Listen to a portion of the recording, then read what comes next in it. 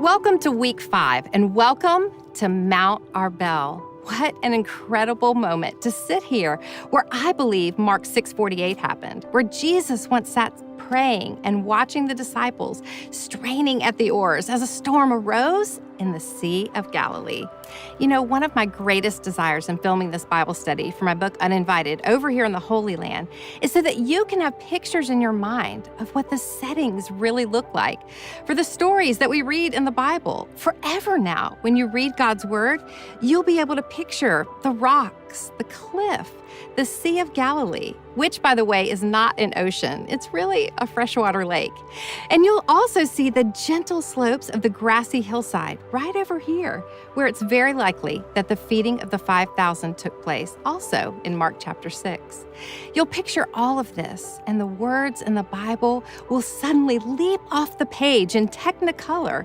It will no longer just be information we ingest, but rather transformational truths that we digest, taking them all the way in and making them part of who we are and how we live. Indeed, welcome to Mount Arbel.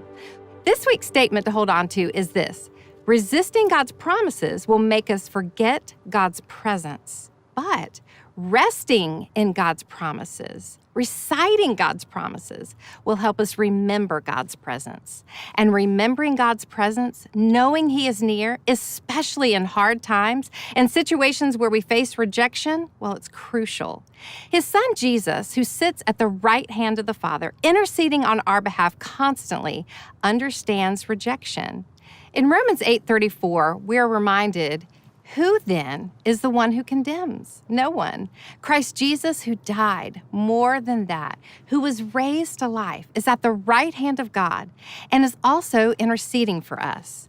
You see, Jesus talks to God about us, not from a place of pity or a posture of judgment, but from the tender understanding of what it feels like to be hurt, what it feels like to be rejected.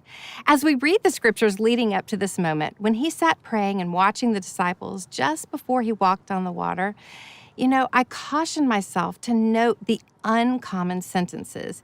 Too many times I highlight verses telling of Jesus' miracles, but skim right past those telling of deeply human realities. In Mark 5, for example, we see Jesus interacting with a woman desperate to be healed from her bleeding disorder. He frees her from her suffering and gives her peace. We also find Him healing the young daughter of a synagogue ruler. Miracles, right? But then there's verse 40. They laughed at Him. In Mark chapter 6, we find Jesus teaching in the synagogue, and many were amazed, wonderful. But we also find verse 3, and they took offense at Him. And then Jesus says in verse 4, only in His hometown, among His relatives, and in His house is a prophet without honor. Sometimes it's the people who are supposed to love us the most who reject us the most harshly. Then we see Him having great compassion on the people who followed Him in the feeding of the 5,000. They all ate and were satisfied by 5 loaves and 2 fish. Miracle! But we also see that Jesus and His disciples were physically depleted. It says in the scriptures, because so many were coming and going, they didn't even have a chance to eat, in verse 31. Messy realities in the midst of miracles. Isn't it so like us to miss this about Jesus' everyday life? We hyper-focus on the lines of Scripture containing the miracles, and we miss the details of the mess. People laughed at Jesus. People rejected Jesus. People misunderstood Jesus. We know this in theory, but as I sit here today, I suddenly realize what an everyday reality this was for Him. And because this was a reality for Him, He teaches us from this tender place of knowing this pain personally, and best of all, He chose to do His miracles in the midst of messy realities. Remember this.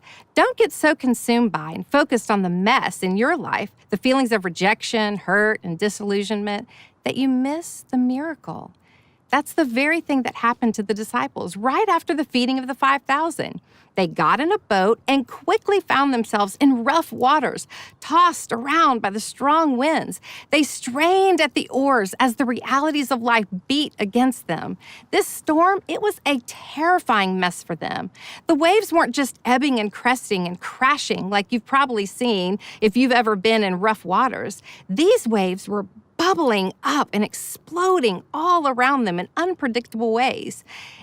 Think about what it looks like when you place a straw in the middle of a glass of water and blow with great force. They couldn't brace themselves or the boat. They were completely helpless. Well, Jesus was on the mountainside praying, and from this spot, he could see the middle of the lake. They weren't even supposed to be in the middle. They're fishermen. They stay close to the shore where the fish are. So you can imagine how absolutely terrified they were. And Jesus, his eyes were on them, and his eyes were on the Father. In Mark chapter 6, verses 47 and 48, it says, "Later that night, the boat was in the middle of the lake, and he was alone on land. He saw the disciples straining at the oars because the wind was against them." Jesus saw them, and then Jesus went down to them. But they missed the miracle in the midst of the mess. Let's take a look at Mark chapter 6, both the stories of the feeding of the 5,000 and Jesus walking on the water. Honestly, I don't think that we should ever disconnect these two events when studying them, and I'll show you why in just a minute. The feeding of the 5,000 starts in Mark chapter 6, let's start at verse 30. The apostles gathered around Jesus and reported to him all they had done and taught. Then, because so many people were coming and going, they didn't even have a chance to eat. He said to them, "Come with me by yourselves to a quiet place and get some rest." So they went away by themselves in a boat to a solitary place. But many who saw them leaving recognized them and ran on foot from all the towns and got there ahead of them. When Jesus landed and saw a large crowd, he had compassion on them because they were like sheep without a shepherd. So he began teaching them many things. By this time it was late in the day, so his disciples came to him. "This is a remote place," they said, "and it's already very late. Send the people away so they can go to the surrounding countryside and villages and buy themselves something to eat." But he answered, "You give them something to eat." They said to him, "Well, that would take 8 months of a man's wages. Are we to go and spend that much on bread and give it to them to eat?" "Well, how many loaves do you have?" Jesus asked. "Go and see." When they found out, they said 5 loaves and 2 fish. Then Jesus directed them to have all the people sit down in groups on the green grass. So they sat down in groups of hundreds and 50s. Taking the 5 loaves and 2 fish and looking up to heaven, he gave thanks and he broke the loaves. Then he gave them to his disciples to set before the people. He also divided the 2 fish among them. They all ate and were satisfied.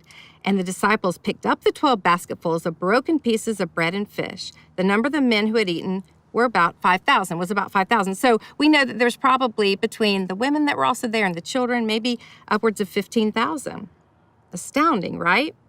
But then it says in verse 45, because that's where most people stop, but I want us to keep going. In verse 45, it says, "Immediately, Jesus made his disciples get into the boat and go on ahead of them to Bethesda. While he dismissed the crowd. After leaving them, he went up on a mountainside to pray." I believe that was right here. When the evening came, the boat was in the middle of the lake and he was alone on the land. He saw the disciples straining at the oars because the wind was against them. About the 4th watch of the night, he went out to them walking on the lake. He was about to pass by them, but when they saw him walking on the lake, they thought he was a ghost. They cried out because they all saw him and were terrified. Immediately, he spoke to them and said, "Take courage. It is I, so don't be afraid." Then he climbed into the boat with them, and the wind died down. They were completely amazed. Verse 52, don't miss this. For they had not understood about the loaves. Their hearts were hardened. This is why they didn't recognize him, because their hearts were hardened. Remember when Jesus told the disciples to pick up the 12 basketfuls of broken pieces of the bread and the fish? I think these would have been these baskets that would have been appropriate to carry this bread back to the boats. And surely they would have taken the bread and put it in the boat. I mean, there was one basket for each disciple, 12 basketfuls. And so they would have taken it, and the evidence of the miracle that Jesus had just done would have been in their midst. And they immediately, they saw him. They saw him feed the 5,000. But when they got in the boat, even though the evidence of the miracle was in the midst, they became terrified, so terrified that even when they saw Jesus, they didn't recognize him. And the scriptures explain they hadn't understood about the loaves. They hadn't understood that Jesus, he tenderly cares for his people, that Jesus was right there. Even though he wasn't in the boat, his presence was still with them. Evidence of his miracle was with him. So they missed him. Why? The scriptures say because their hearts were hardened. The word hardened, as is used here, means unresponsive, completely lacking sensitivity or spiritual perception. How can this be? How could it possibly be that the disciples' hearts were lacking sensitivity and spiritual perception? They had been with Jesus. The fullness of God had breathed on them, walked with them, served alongside them, and worked miracles in the midst of them. Well, I can tell you how. They witnessed expressions of God, but they hadn't turned those expressions into personal experiences. The NASB translation of verse 52 hints at this. It says, "For they had not gained any insight from the incident of the loaves, but their heart was hardened." The Greek word for insight here means to put facts together, to arrive at an understanding complete with life applications. The disciples had not done that with the miracle of the loaves and the fishes. In other words, they had seen a lot. They had heard a lot. But they had not personally applied what they'd seen and what they'd heard. Their hearts were not tender to the reality of Jesus. Their hearts were hardened. How does this relate to us?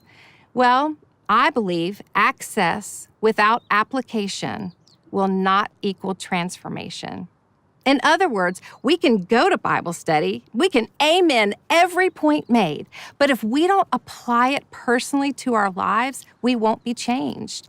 And I'll even take it a step further and say, if we've been exposed to a teaching that we know we need to implement, we felt that prick that this is for us, but then we go away and we don't make any changes, well, that's a clue that a hardening of that part of our heart is in process. Inspiration and information without personal application will never amount to transformation. I'll say it one more time. Inspiration and information without personal application will never amount to transformation. Even a rock song can inspire us, right? The nightly news can inform us, but it's only by applying the truth of God to our lives that we can be transformed. Romans 12:2 reminds us that to be transformed, we have to have a renewing of our minds. It's that shift in thinking we've been talking about, operating out of the fullness of God and living loved by God, despite whatever circumstances may be surrounding us.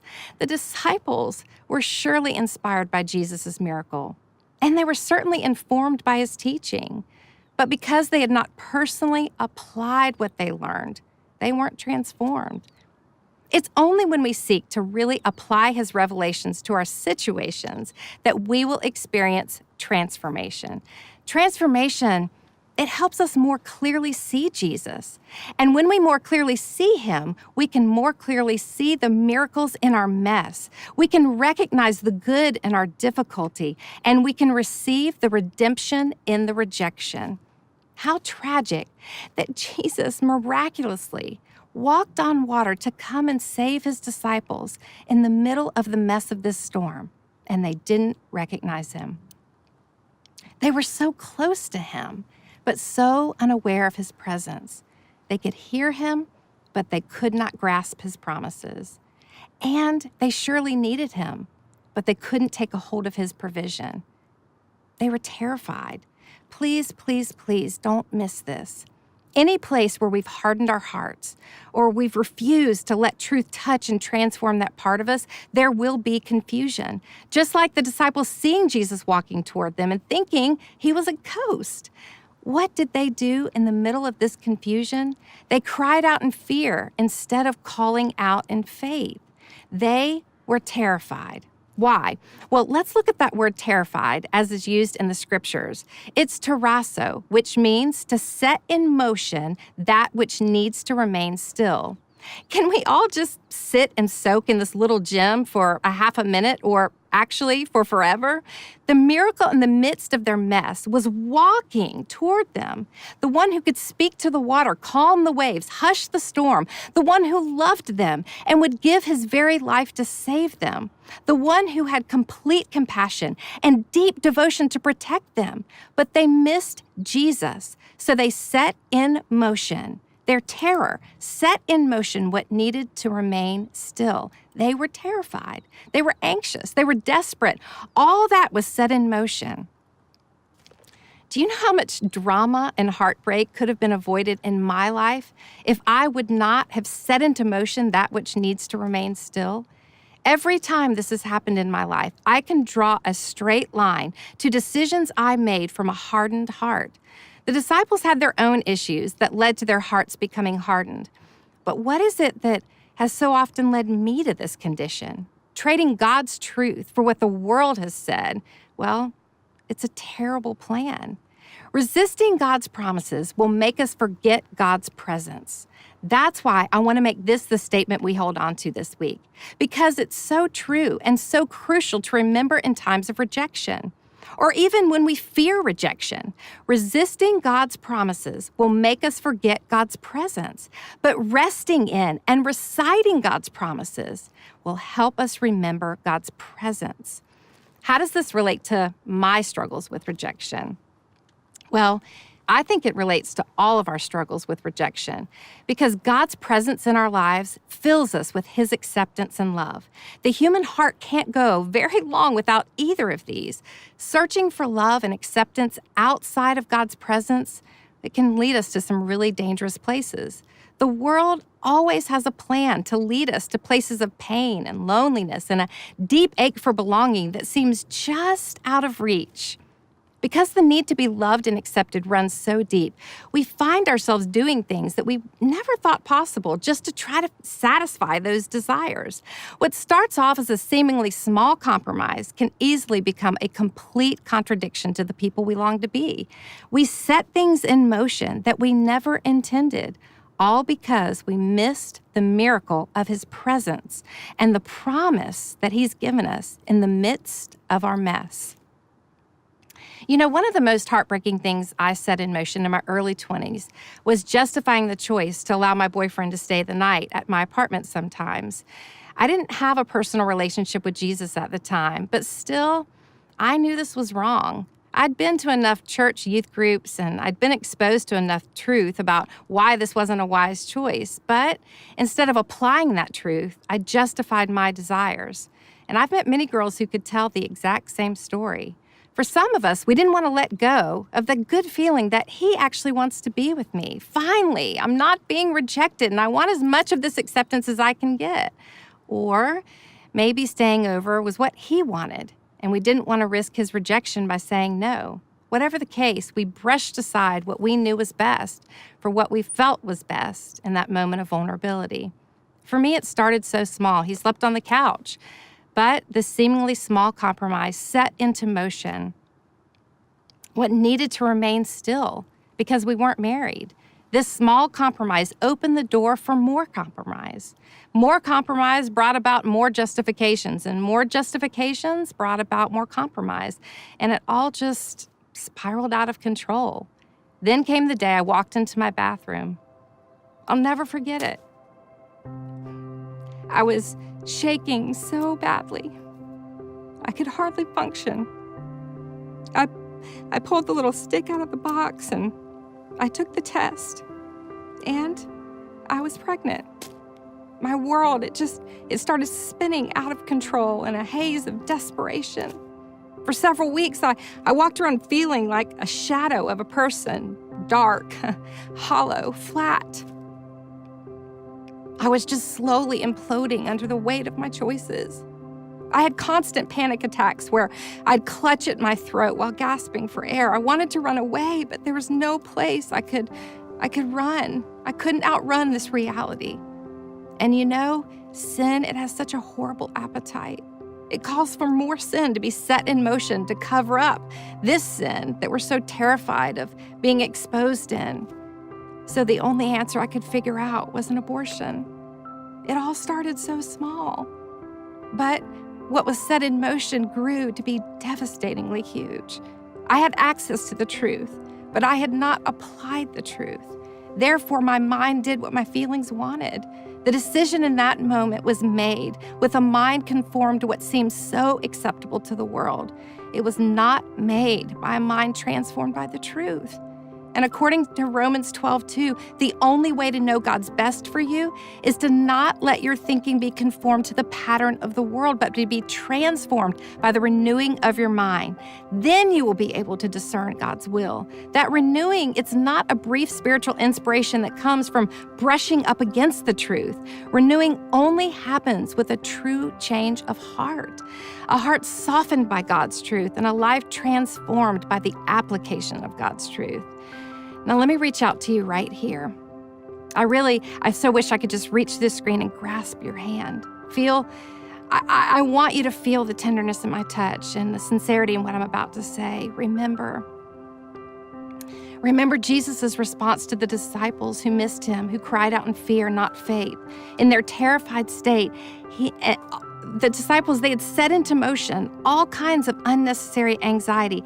And the scripture says immediately, and I love that it was immediate, he spoke to them and he said, "Don't be afraid." The word used here means don't resist me. And he climbed in the boat with them. He's saying the same thing to you and me. He's not running from your mess. He's climbing in it to be right there with you. What happened yesterday cannot be changed, but it can be forgiven. That's your miracle in the mess. The voices of condemnation, shame, and rejection, they'll come at you, but they can no longer reside in you. That's your miracle in the mess. And the temptations that were so hard to resist, your flesh being overpowered by the world, well, it can be overpowered by truth, and you can have a transformed mind. That's your miracle in the mess. Based on all we've been examining, here's some good questions to ask ourselves when checking the condition of our heart, whether it's hard or soft right now, in the midst of whatever situation you're in. Information. This is number one. Ask yourself, have I sought out God's truth regarding this situation? Information. The second is application. Have I applied God's truth without compromise to this situation that I'm in? Application. And third, transformation. Do I now own this truth as a personal revelation from God to use in future situations like this? That's transformation. Imagine the difference this could make with not setting into motion what needs to remain still.